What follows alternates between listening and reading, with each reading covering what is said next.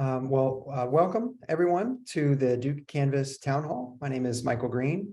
I'm the project lead for the LMS Transition, and I'll be kicking us off today. Just want to say a huge thank you to each of you for your time and attention today. We are recording the session, and we'll have captions available as well.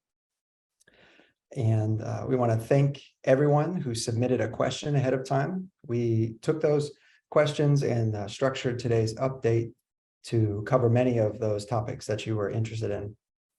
We will have time at the end for additional questions, so please use the Q&A tool to submit questions that you'd like to discuss later. If you have any technical difficulties, please use the chat tool, and you can chat with the host and panelists, and we will assist you. After the session today, we just want to make sure you know where you can go to get more information. We have the website lmstransition.duke.edu. We have an email list that you can subscribe to at bit.ly/LMS_emails. And then we do have an email address that if you have a direct question you'd like to talk to us about, you can email us at lmstransition@duke.edu. So we wanted to kick things off by briefly talking about why we're leaving Sakai. So while no learning management system or LMS is perfect, Sakai has met Duke's needs well over the past decade. So what drove our decision to move? And there were three primary drivers. The first of which is that Sakai is an open source, community-driven product. And the Sakai community, the schools that use it, it's been declining for the past several years. And as fewer institutions remain on Sakai, the burden to sustain and evolve that platform increasingly fell on Duke. The second driver was indicators that Duke's needs are shifting in favor of moving to something different, including new accreditation requirements coming out of the schools of medicine and nursing, as well as past moves such as Fuqua's adoption of the Canvas LMS. And a third major driver was limits on third-party integration. In order to connect Sakai to external applications like Gradescope and Zoom, the developers of those applications need to build an integration that connects their application to Sakai and transfer information seamlessly between the two. And as the number of Sakai institutions in that community has decreased, so have the number of vendors willing to build an integration with Sakai. And so, the next question that we got was, why are we moving to Canvas? And you'll find that Canvas is equal or better than Sakai for most teaching and learning related tasks. And today's session isn't meant to be a workshop on specific features, but we would like to highlight several that are particularly impactful. First, in general, Canvas can do almost everything that Sakai can do. Here you see the most popular Sakai tools on the left, and there are Canvas equivalents on the right. And Marty will be diving into migration of that content from your Sakai sites into Canvas later in today's discussion. The SpeedGrader interface is far more powerful than anything in Sakai. With the SpeedGrader, you can view submission details for each student, including their resubmitted assignments. You can sort their submissions. You can hide names for anonymous grading. You can track your grading progress and hide assignments. Here inside this UI, you can also use rubrics as well as leave multimodal feedback. And there are annotation tools as well that you can annotate on top of a student submission. So if you were frustrated by Sakai's grading interface and felt that maybe Gradescope wasn't a great fit for your assignments, then you'll have a great new option with SpeedGrader. Canvas also offers dedicated mobile applications for students and teachers that bring the most important features for each role to the front in a well-designed mobile-first experience. And here on the left, you can see some push notification options to keep you updated on course status. In the center, you can see that the mobile apps do give you the ability to create a variety of content. And on the right, you can even grade right from your mobile device. And the Canvas's infrastructure for analytics and insights is a huge improvement over what Sakai offers. You can view a variety of data as either an interactive chart graph or as a data table. You can compare course averages with individual assignments or sections, or even individual students based on various filters. You can view weekly course participation. You can send messages to all students or individual students based on a specific course grade or participation criteria. And you can view and download reports on missing, late, or excused assignments or course activity. So it's a lot of powerful analytics there. So that quickly illustrates how the transition isn't just about parity with Sakai, where our goals here are to build a platform of technologies and services that remove barriers between you, your students, and the learning objectives of your courses and programs. At a strategic level, our goal is to offer more than an LMS. Through our partnership with Canvas, we're creating a platform that will help you solve the next decade's teaching and learning challenges. As we've mentioned before, third-party integration is a key feature and core to this learning technology strategy. And Chris Lorch will be discussing current and future Canvas integrations later in the session. We're offering 24/7 support for instructors, staff, and students through the Canvas Service Desk. With Canvas Studio, all of the video hosting and sharing features you expect, including analytics, in-video quizzing, comments and captions are right available inside the platform without needing an additional video service. With Canvas Impact, support documentation and help desk are brought right into the Canvas LMS without needing to leave that Canvas interface at all.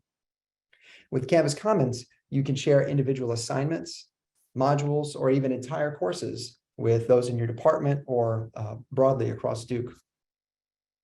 And because Canvas is the leading LMS across higher education, you gain access to an international network of content, community peers, and interinstitutional collaboration opportunities that were previously much more difficult on Sakai.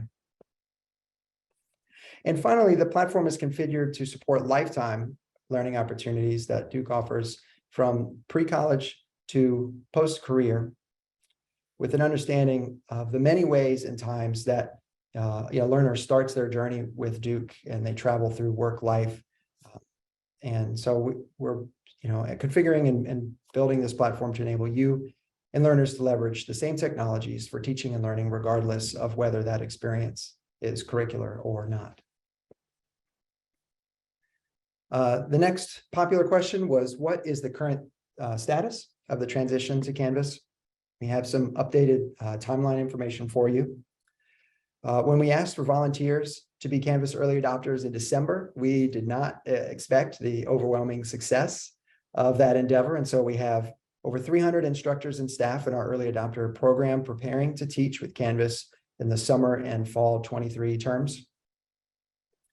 Over the summer, we're offering dedicated training, support, and feedback opportunities for these early adopters to ensure that we've got everything right before we open Canvas to everyone for spring 24 courses.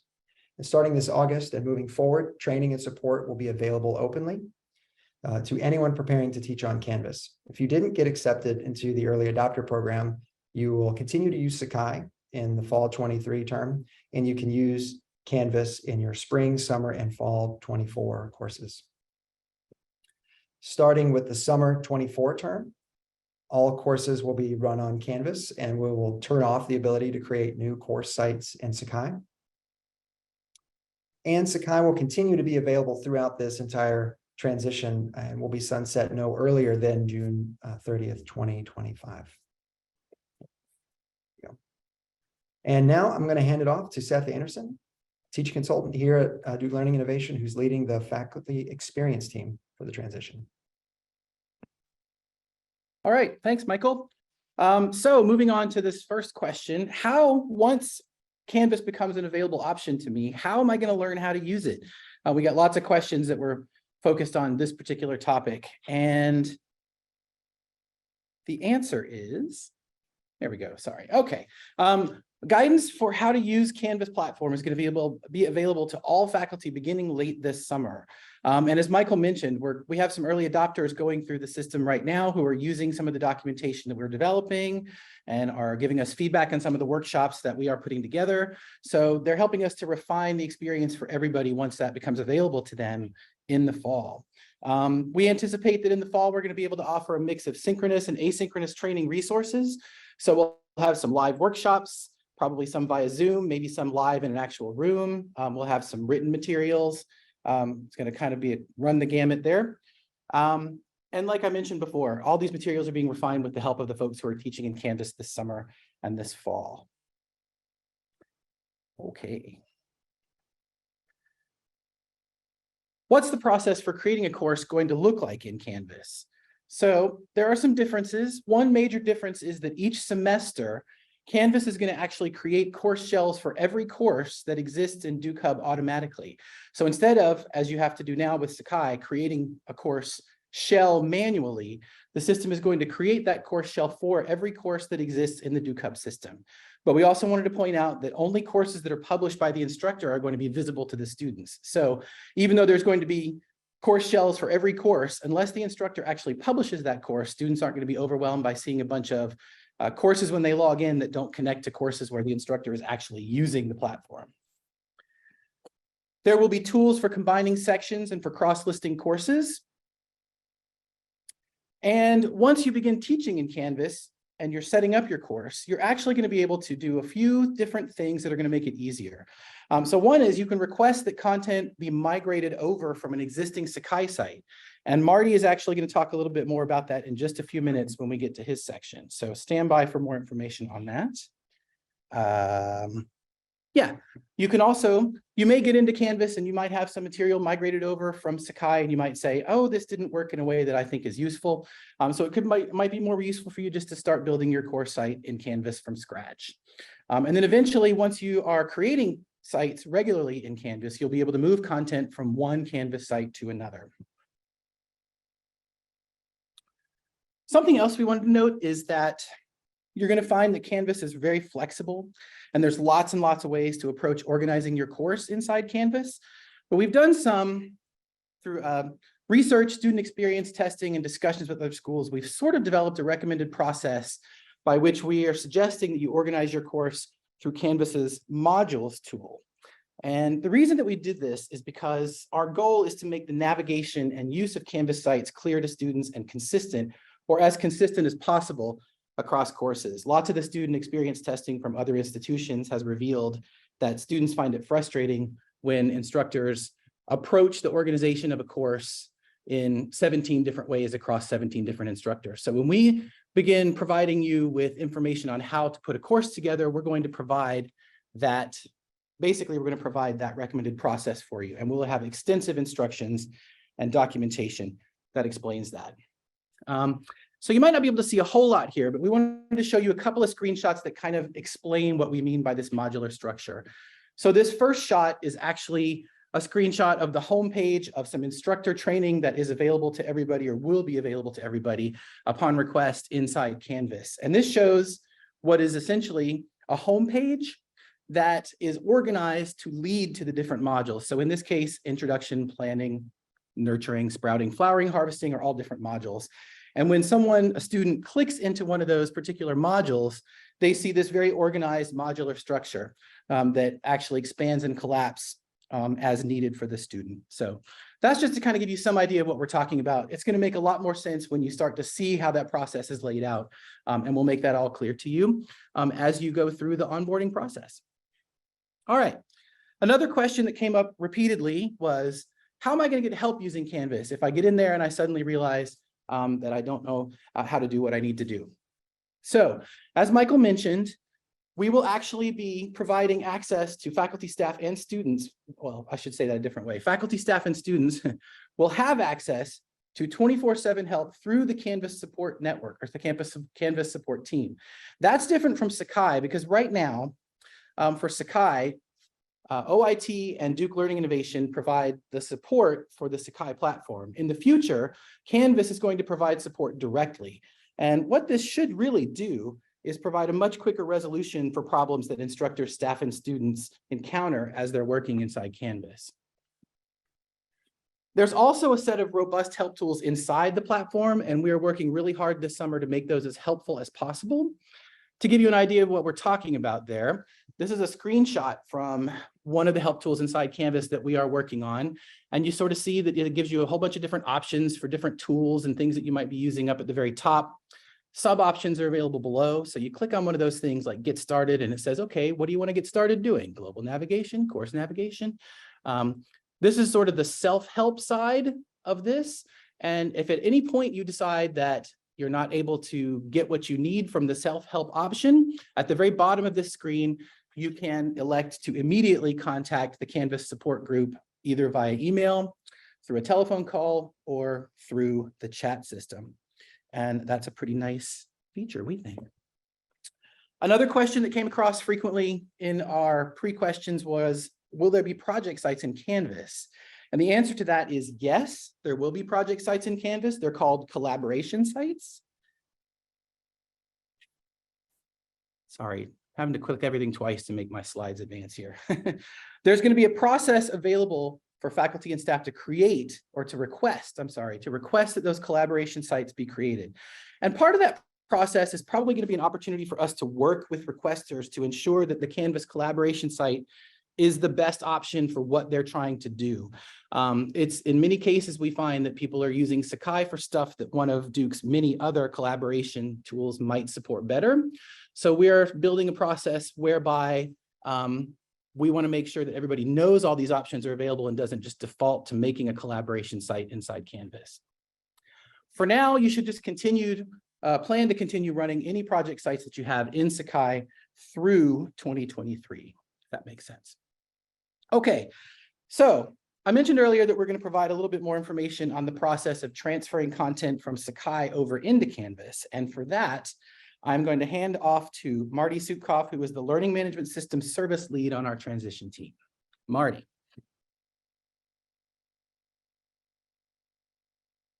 All right, so one of the answers we got frequently was, can we move content from Sakai sites to Canvas? The short answer is yes. We built an in-house Sakai to Canvas tool. You may have heard of it or seen it on the LMS Transition website. And it's going to move the most frequently used tools from Sakai. So as you can see here, assignments, discussions, gradebook, quizzes, those type of things, we will be able to migrate over. There are small caveats with certain tools, with certain settings or features that are within certain Sakai tools that don't have a Canvas equivalent. But we're going to make sure that we move over as much as possible and then note anything that cannot be migrated across.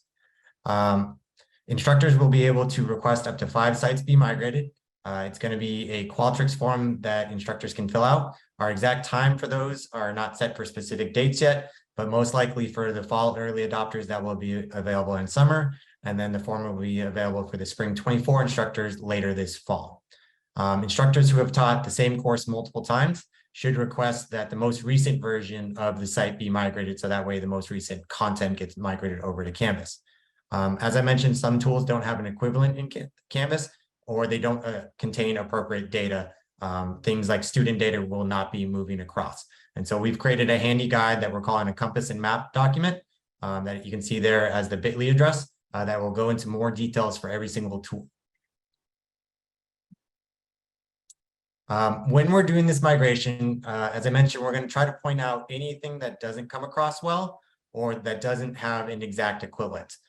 So these are just differences due to Canvas and Sakai not being the same system. So there are going to be certain settings, tools, features that may not be available in Canvas that you may have used in Sakai. The migration team will create a series of pages within the Canvas site to point out these differences to instructors. So instructors should review these pages, which is a pages tool within Canvas, to see these differences. And that way, you know which you should probably start with reviewing and then adjust from there. So this is an example of what it will appear like in Canvas. On the left is a series of pages that have been created. You'll notice that each page tool, it starts with emoji name. So that way it would draw attention for instructors to look at. And so depending on what content you had in Sakai, these pages may be a little lengthy. So if you use a lot of quiz questions and there are a lot of settings that won't come across appropriately, we're going to make sure that we note those so that way you can make adjustments. So as mentioned, the changelog should be the starting point of reviewing a site post-migration, but instructors should still go through and review all parts of a site and each individual tool in case there is certain content that worked well in Sakai, but doesn't work as well in Canvas. The migration tool is still under active development. So as we find more niche items that need to be resolved or that didn't migrate as well as possible, we will look to address them. So that way for future migrations, they work better. If you do request a migration, you do find one of these things that didn't migrate well, please let us know at lmstransition@duke.edu, and we will work on getting that addressed as soon as possible. So next up is Chris Lorch, the pilots and integrations lead in learning innovation. He'll go over some of the external tools in Canvas. Thanks, Marty. So let's get into the integrations aspects. One specific benefit here for instructors in Canvas is that you can deploy tools at the school level instead of university-wide level.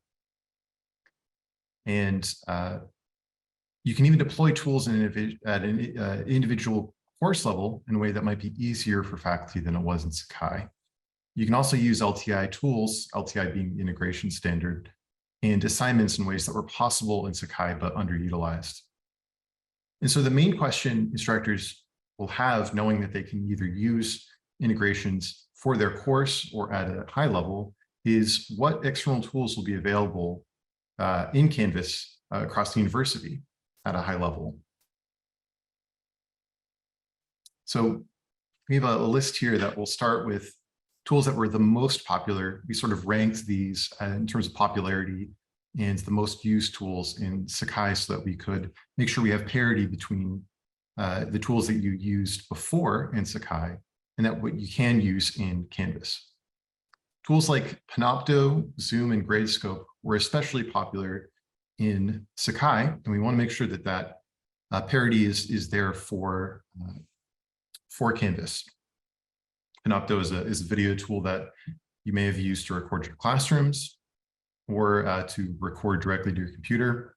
Zoom is a tool that we are using right now, so hopefully you have some familiarity with it, but we'll have expanded functionality in Canvas. So you'll be able to, for example, use the polling tool and have the polling import using the grades service, or you can set up calendar events so it integrates well with the Canvas calendar. And also, I should have mentioned with Panopto, there's picker options, so you can more easily embed the Panopto videos into your site and make them much more easy to access for students. Gradescope will also have tight integration with Canvas in ways that you are familiar with in Sakai, as well as tools like Ed Discussion, which you may have used in place of other tools that allow you to have conversations with your students and across your class. Finally, WarpWire was also very popular in Sakai, and we're going to have parity the moment that you use Canvas all across your first semester using the tool. We're also going to have some of these other tools that you may have been familiar with, like Hypothesis, which is used for annotation, annotating documents, annotating websites, PlayPosit, and which is used for student interaction with multimedia, including videos and other tools, and then VoiceThread, which is similarly lets instructors comment and talk between their students with video. Finally, there's a tool that Duke Libraries created specifically for using course reserves in a tool called Folio. So you can work with your librarian for your subject matter to enable that tool. But all of these tools will be enabled and were available in Sakai, will now be available in Canvas as well, but with expanded functionality. With that said, there will be new tools in Canvas that you may have been requesting that were popularly requested by faculty in the past. So tools like Box and Office 365 have been available at Duke as enterprise-wide tools, and will have tighter integration in Canvas. So you'll have permissions, you'll be able to provide permissions to documents in Box and documents in your Office 365 or OneDrive is what it would be stored on in the backgrounds. And I know that a lot of instructors and staff are familiar with using those tools, and students will more easily be able to access content in those tools through Canvas. Finally, MATLAB is also very popular across different STEM-related departments and has new functionality available in Canvas that was not available in Sakai before. So we're excited to offer these new tools through Canvas. Finally, what tools are we investigating to offer in the future for Canvas? Tools like WooClap, Microsoft Teams have been requested in terms of polling and more easily engaging students in the classroom or online. Teams is very popular across the campus for administration. So, for example, project sites were discussed before. Teams offers an alternative to project sites. So if collaboration sites doesn't necessarily meet your needs, Microsoft Teams might work well for you external to the LMS, but here you'd be able to use, integrate with your roster from Canvas into Teams. Google Drive ideally will be well integrated with Canvas, and we're again still evaluating some of these tools. GitHub Classroom is also popular amongst the programming in computer science departments across other STEM departments. So the assignments will be more easy to access. Tool like City Labs, keep your eyes peeled for this accessibility platform. We're really excited for the opportunity to provide better accessibility to students and for instructors to make their classes more accessible. Simple Syllabus is a tool that Duke Student Government has worked on and allows for easy sharing of syllabi and a lot of other highly requested and popular tools across students. And keep your eyes peeled. I'll pop it back over, but if you have other integrations questions, this is a great place to bring those questions to us.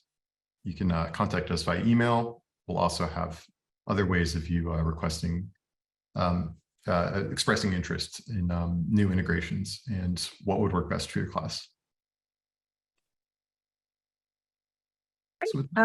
So now that we're at the end for questions, there have been lots of questions in the Q&A, some of which have been answered, which I think we should go through them at some point, but we can definitely maybe address some of the open ones first. And one question that we have gotten a couple times is, how do I know if I'm in the early adopter group? So great question. So if you filled out the interest form that was sent out, it was available late December and early spring. And if you said, I'm interested in using Canvas for this coming fall 2023. Once that list kind of filled up, we ended up closing it. And so if you filled out that interest list, you should have received an email communication assigning you to, we're using a cohort model for this summer to help people through the training. So if you thought you filled out that form but didn't get an email, please check your spam folder. I think someone else has already found that they got it and they just overlooked it, or it went to their junk. So double check for that email. If you thought you signed up for it and you didn't get an email, go ahead and send us a message and we can confirm. Just send us a message at lmstransition@duke.edu and we can verify whether or not you're in that group right now. Unfortunately, we're not accepting any new folks to join that early adopter group for this summer, because this is the group that's sort of our first run. They're going to help us kind of figure some things out, and we are at we have to kind of limit our capacity. When we are opening it up to everyone in the fall, we'll have some new options for training and support. So just wanted to go ahead and answer that question since a couple folks had asked it. So there's a couple of the unanswered questions here. So I'm going to start with this one from Marcia Rego. Will new faculty arriving at Duke in July and August need to use Sakai in fall of 2023? I'm not sure. Is that a Michael question? So that's a wonderful question. And It's a wonderful question that I don't have an immediate answer to, I guess. We may not have an answer to every question today, Yeah. and honestly, your questions, you sending them in today helps us think about what did we miss. This is something we have touched on, but I don't know, that we have come up with an exact solution for that particular group. So We will, perhaps to be determined. yeah, we'll consult and work with the provost's office on new incoming faculty to determine how to direct those folks. Yeah, I'm sure that ideally they would, but we need to see what's possible, if they'll be available for any kind of, yeah. Another question from an anonymous attendee. My office supports a program connected to another university that uses Canvas as their LMS. Are there ways to easily share content within Canvas and those users if they do not exist in Duke Hub? If not, is it easy to download modules and content to distribute outside of Canvas? Yes, you can. So if you have some type of interinstitutional collaboration like that, you can use, there's a variety of sharing tools inside of Canvas. And one option might be Commons, which would let you share things outside of Duke. But there are other options as well. So if you have a specific site or set of concerns or requirements that you'd like to discuss, please email us at lmstransition@duke.edu so we can review and discuss in more detail to verify that everything will work as expected. A couple questions also came in the chat. I'm going to go through these real quick so we don't lose them. What if I have a course site created, but it's not in Duke Hub? My Sakai sites aren't listed in Duke Hub. Yes, so that would be considered a collaboration site. And so yes, you should be able to run that in Canvas. The management of getting the learners into that site will obviously be a little different since the roster isn't coming over from Duke Hub, but you're used to managing that yourself, I would assume. But again, so if you want to discuss the details of your current use case, please email us and we can review that in more detail. Another question from the chat. What happens if a course gets migrated from Sakai to Canvas that has a different structure than that which you recommend for Canvas? And this is also similar to another question I think that came into the Q&A. So Yeah, I think I answered the similar question. The idea is basically there's going to be a little bit of configuration required between the migration of material from old Sakai sites and the useful state of a Canvas site, rather. There's going to be some work involved. It's not going to be flip a switch and suddenly you can use the migrated content to teach a class. That's going to be true. And I would say probably all the courses that are migrated over. There's going to be some work that's required. At the very least, you're going to want to make sure that everything is working the way that you want. So there's going to be some time investment involved in that. But however, having said that, we've set up, as Marty mentioned, we've got like the change logs and some other workshops that we're putting together that are going to help you figure out how to deal with post-migrated content. That's one way that you can deal with that, the sort of change in organization between two different platforms. The other is that we are going to be providing lots and lots of one-on-one opportunities throughout the fall and spring semesters. So basically windows where you can sign up and come speak to someone who can actually help you with your own individual content and moving that into a usable format inside Canvas. So yes, you will have help available for that. So don't worry. But we do want to just make sure that we don't, migration is going to be wonderful and it's going to save a heck of a lot of trouble and a heck of a lot of time, but it doesn't mean that there's not going to be any time involved in getting your course set up to run in Canvas once you've migrated material over from Sakai. Another question that I think was answered in the Q&A, but was highlighted for us by another project team member in the chat. It is not clear to me if the video recordings will move over. I have a project.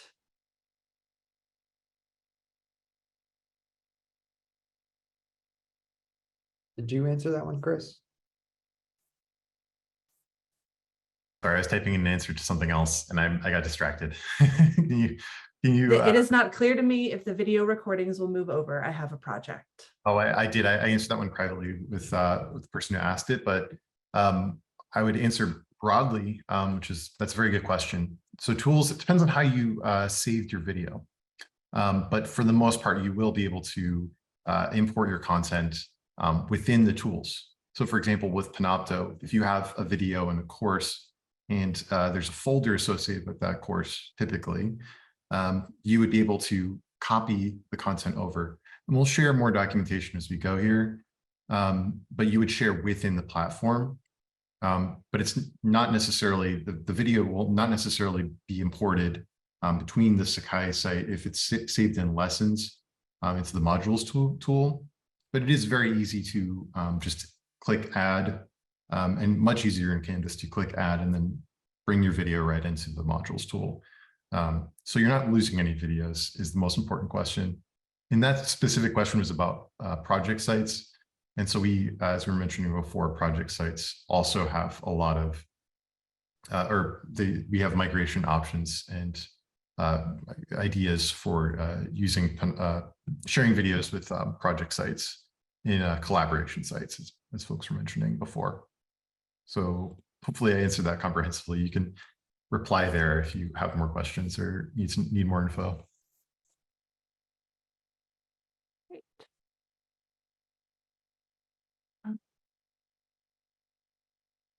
I see one in here, Blythe, that I think I can Go for it. pack together. So I think this was one question that got split into two sort of submissions. It said, do faculty have the ability to disable some of the ill-advised options that you mentioned, like sharing syllabi?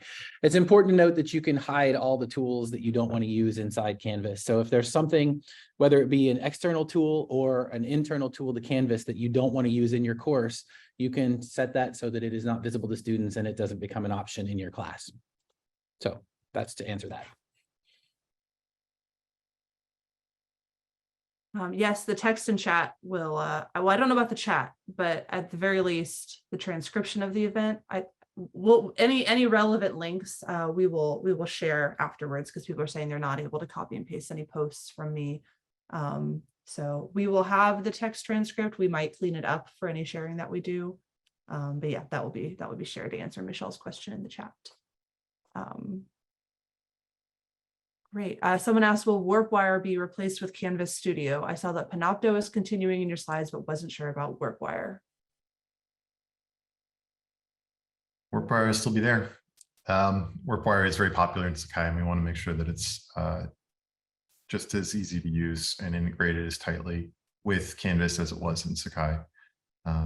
With that said, we are also exploring Canvas Studio. There's some distinctions between the features and functionality of those tools. We can get into that more, or we could have a separate consultation if you like with your group. It's really dependent on the types of tools you might use. There are also tools, for example, like PlayPosit, which will import WarpWire videos. So if you already use WarpWire as an integration with Sakai, you can use WarpWire videos in other tools. There's a lot of opportunities, options. It just really depends on your use case.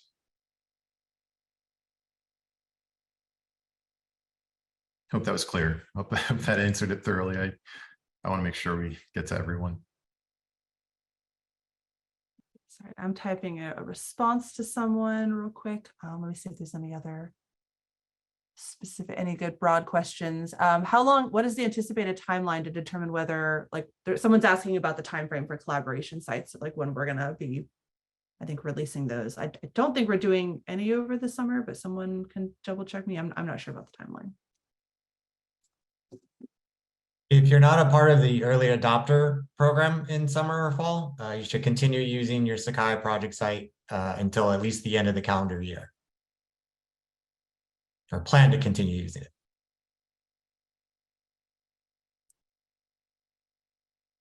So it said, I use Piazza and WebAssign. Both are not supported. Can I still provide a link from Canvas to these sites?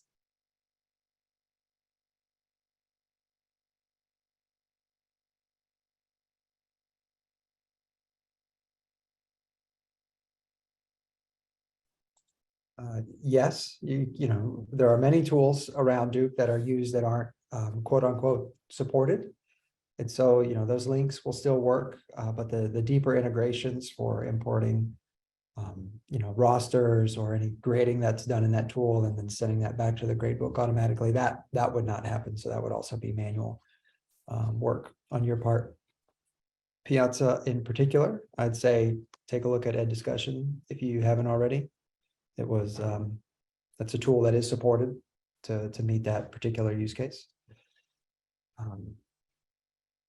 And I don't know how much overlap there is on WebAssign with the other tools in the ecosystem. So if you'd like to email us about that, we'd be happy to look into that more deeply with you.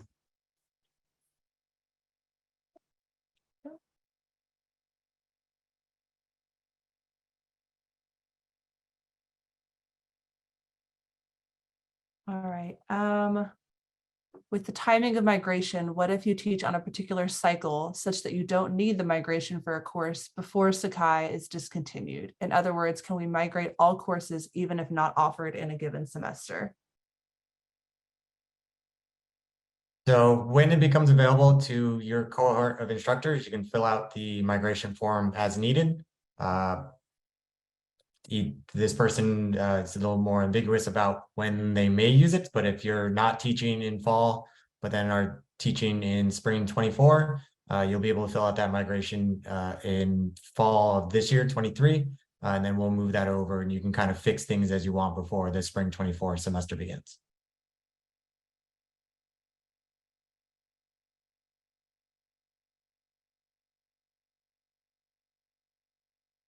Someone asked if we can disable the 1.5 and 2 times speed of our videos so they can be played at normal speed only. Yeah, that's a very common use case in any of the video tools that are integrated with Canvas and previously with Sakai. So WorkWire, for example, there's a little option down there that will let you speed up videos. This video, for example, will be shared on Panopto, and Panopto also has the ability to speed up or slow down videos. I think that person was asking if there were instructor features to limit that change in playback speed, which Okay. I'm not aware of that, but go for it, Chris. I was going to say, maybe I misunderstood the question. I don't believe those are tools that are available within WarpWire or in Panopto. However, we can look into that specific use case for other tools that are out there. It's possible it's available in Canvas Studio, although I wouldn't confirm that. We'll do more digging on that question. There's still a lot of different very niche use cases that people have, and I appreciate that one as well. One question from Irina, will you migrate content automatically or do you need site owners to request? It will be the latter, where they will fill out a form. And Megan asked, you mentioned that you're going to evaluate whether we should be using Canvas this way versus other options, talking about the collaboration site timeline. That was the, so Megan, I'm going to resolve your question because I think we answered it, but please follow up in the chat or ask. I wasn't sure. Does that? I think it may be what's the delay in between someone requesting a collaboration site and then actually getting that. I think that may be what we haven't discussed. And if that's the case, Megan, then our goal is for that to be fairly rapid. But I don't think we have we don't have like an SLA on that quite yet in terms of we guarantee that'll happen in 24 hours or something. So we're refining that process. The goal is for that process to be quick, not to take weeks by any means. So I don't know if Marty can speak more to that, but that is, the state of that as I'm aware. Sorry, can you repeat that one more time? We're going back and forth here with chat. Yeah, there's a lot of questions coming in, which we thank you all very much. So the lag time between someone requesting a collaboration site and then getting that, right? We're saying there's going to be a review or kind of a discussion to make sure that that use case is a valid one, and how long is that going to take? And my statement was we don't have an SLA on an exact time frame for that yet, but the goal is that will be quick. but not, and not, take weeks. But it won't necessarily be automated in the first version either. There'll be a human intervention. Correct. So we not only do we want to make sure that the content is brought over correctly, not just for core sites, but also collaboration sites as well. So each site being run a little bit differently, the migration tool will be good at some things and not so good at others. So if you do very specific niche things in a project site, we will do, before we give you access to that in the Canvas system, we do want to make sure we go through and review it to see if there's any glaring errors that, one, we can fix in a future version of the migration tool, then also to make you aware of things that you need to go and correct before you actually start using it with users. But then also there's in a smaller sense, we want to make sure that people are using the LMS appropriately. We don't want the Canvas to just be a storage repository of files for a department that should either actually be ending up in Box or Teams or some other platform that the LMS is actually using, being used where its strengths are, versus just throwing everything in there as a dumping ground. So each site is a little bit different there, but it is something, if you reach out to us, we can review that and get back to you. There's another question that I think it came in two pieces, but it's actually one. Do you have a preview of what the prescribed layout for a Canvas course looks like? What I mean is teaching a course every other spring, for example. I think those are connected because they're both from an anonymous attendee. So they were sent back to back. So, oh, those are not connected, I'm being told. Okay, so I'm not sure what I mean. It didn't sound like they were connected. I was like, I'm not sure, but okay. Do you have a preview of what the prescribed layout for a Canvas course looks like? Let's start there. So yeah, I mean, we kind of buzzed through that in the slides. I had sort of like a really generic version of what that looks like for you to see. What we can do is, as we're working to develop our transition page, I think what we're going to make a goal in the very short term is to give people some more information about what that sort of recommended course design process is going to look like. So I think I would answer that at this point by saying we will very soon be able to provide you with some more information about this prescribed course design process we're talking about, with some example screenshots and things like that on the transition website. So just keep your eyes peeled on that. And if you are signed up for the email updates, we'll let you know when we have that information available on the site. I just think it makes sense to make that part of our site since so many people are asking about it. Gotcha. I think Jennifer Graybar's question, Michael, you might want to follow up with her on that one on yourself. It's related to one link. Ashley Grantham asks, for collaboration sites that run continuously year round, is there a way that an integration of the Sakai site can continue to function to give faculty staff a chance to revise the Canvas site transition issues without learners seeing it?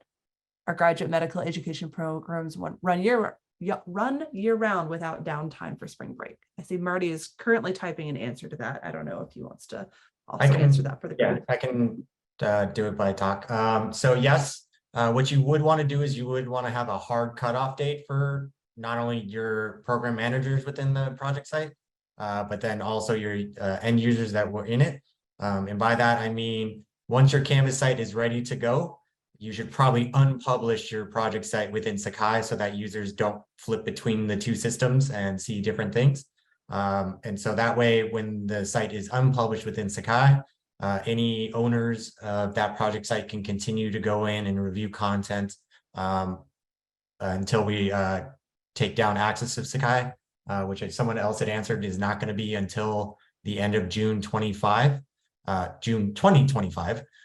So you still do have a long time to go and kind of review back and forth. So we won't cut off access directly to a Sakai site after you move to Canvas. You can continue to review them side by side.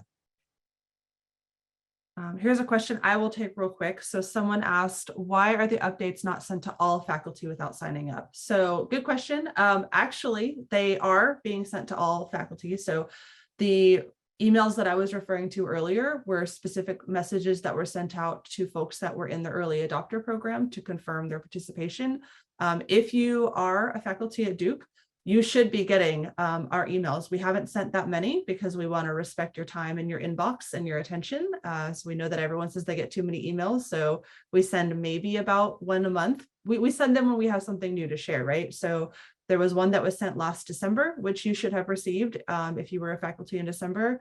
I believe another one was sent in February, and another one will be going out either this week or next week, which will have the recording to this session. So if you have not gotten any emails from us, again, I suggest that you please check your spam folder. The sign up is there for people who are non-faculty. So there are lots of staff at Duke who are affected by Sakai, by the change from Sakai to Canvas. So what we are doing is we are emailing these updates to all faculty, and we also have a list of folks who had the instructor title in Sakai within the past year have also been getting the updates, but there are a lot of folks who are not on either of those lists who need to know. Unfortunately, we can't just get an email to send to all staff at Duke, because the people serving lunch don't necessarily need to hear about this. But if you are faculty, you should have been getting the messages. So if you are not getting those messages, again, check your spam or send us a message and let us know, because something's up. So I hope that answers that question. And Peggy says, so what did I just sign up for via the bit.ly link? So yeah, that would be the same emails. Again, that link is mainly for folks who are not faculty, who have not been getting the messages, who would like to get updates moving forward. So it's okay if you're on there twice. You shouldn't get 2 messages, but if you haven't been getting, again, the broad messages that just say, hey, we sent one out in December saying like, hey, we're moving to Canvas, like that kind of thing.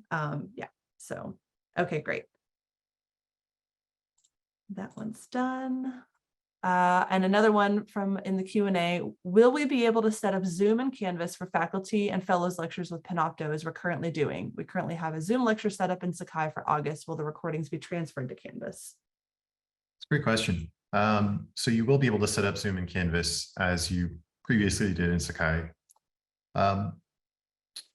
You would want to set up and schedule, if you're using Canvas, you'd want to schedule your meetings in Canvas, in the Zoom tool in Canvas. So you can reassociate your meetings between, if you set up your meeting in Sakai, you can disassociate from your Sakai and reassociate it in Canvas. Wouldn't necessarily recommend doing that, but it is possible. It gets a little complicated. But what would be able, and you mentioned that your meeting recording was imported to Panopto. And that's easy to copy over, and I'll paste the link in chat to copy content over, but we'll make sure to have that available in the documentation. So short answer is yes, long answer is complex, but we'll make sure that you have the ability to do that and to have those recordings available. If they were available in a previous semester, that they'll be available in future semesters through Panopto. I see that Michael is typing an answer to this current question that's open. So if anyone else has any more questions, feel free to send them in. I also recommend you should be able to take a skim through the answered questions. We've got 42 answered questions at the moment. So feel free to see if anyone else has already asked a question that you may have, or there might be some good information. If anyone on the panel, if there was a good question that you answered that you thought, oh, hey, others might be interested in this too, feel free to raise any of those. Otherwise, it seems like we're winding down. But we still have 6 minutes. So if anyone has any last minute questions, send them in. So we've been trying to furiously answer questions, I think, that are in the Q&A tool. So I know it's sort of strange because sometimes there's these pauses, but I think all of us are furiously typing answers to questions that we found in the Q&A. The webinar is an interesting format.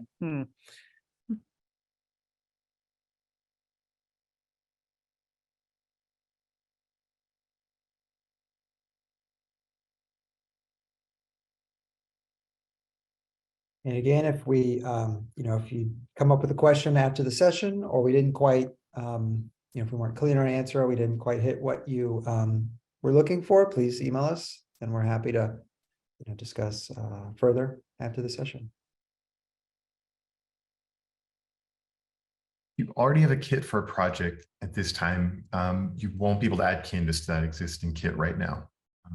We're interested in pursuing that functionality in the future, but right now, Canvas is not necessarily integrated with kits. And by not necessarily, I mean it is not at this moment. But I appreciate that question. And Jennifer, to follow up on this question regarding one link or sponsored net IDs. No one will be able to access, if I read this correctly, everyone will need either a sponsored net ID or a one link if they do not already have an official net ID to access Sakai or Canvas. There's not another option.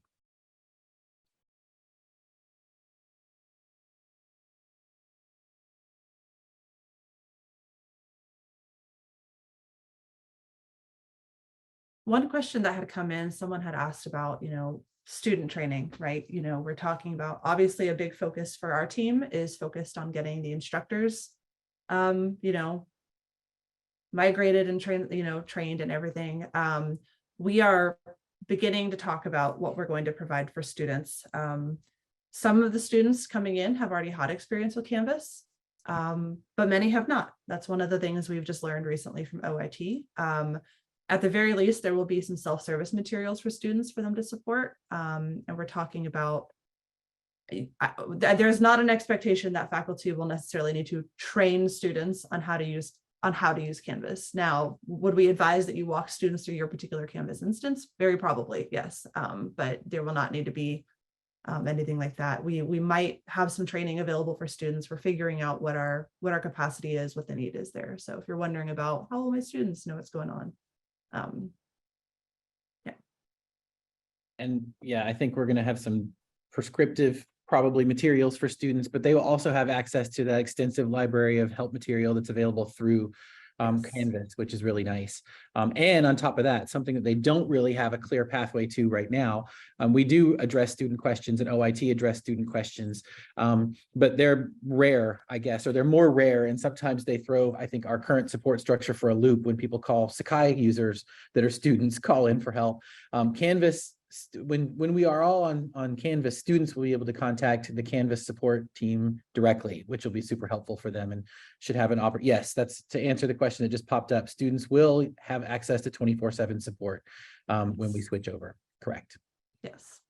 And one of the other reasons, I don't know if this was mentioned in the presentation or not, but one of the reasons why we are advising the move to using the modules, and we're advocating for consistency, is because that's really, it's a student-centered approach, right? And so the more that everyone is using Canvas in the same way, the better experience that students are going to have, the less questions they're going to be sending in to you all to have to field when they say, where's this, where's that? That's one of the reasons we're hoping that this transition is really an opportunity to sort of, as a whole, reimagine a little bit about what the LMS can and should be at Duke. Some folks have said thank you in the Q&A. Thank you all for coming and for giving us your questions. This has been really helpful, and it's helping to push our thinking and planning as well. So we really appreciate your thoughtful questions today. And please don't hesitate to contact us through the email address if you have questions that weren't addressed, or if stuff comes up to your mind later after we've all parted ways.